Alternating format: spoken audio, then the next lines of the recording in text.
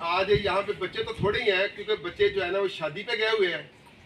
जिनको दावत थी वो भी गए हुए हैं, जिनको दावत नहीं थी वो भी गए हुए हैं।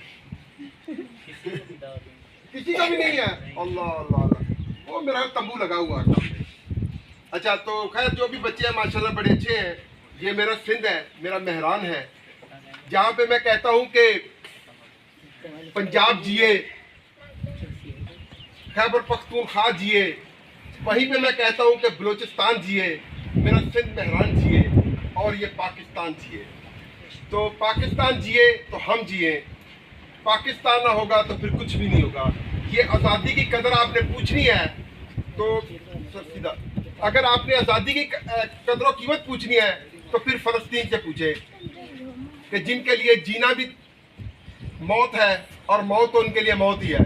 तो लिहाजा thank you so much the founder of Pakistan कायदे आज़म मोहम्मद अली जिन्ना।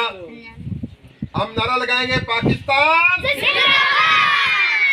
पाकिस्तान पाकिस्तान का मतलब क्या? ला इलाहा इल्लल्लाह। पाकिस्तान का मतलब क्या? हमने पढ़ना है और आगे बढ़ना है। हमने पढ़ना है, कर लो जो कुछ है करना है। आपके उस्ताद सारे जिंदाबाद। जिंदाबाद। चलो।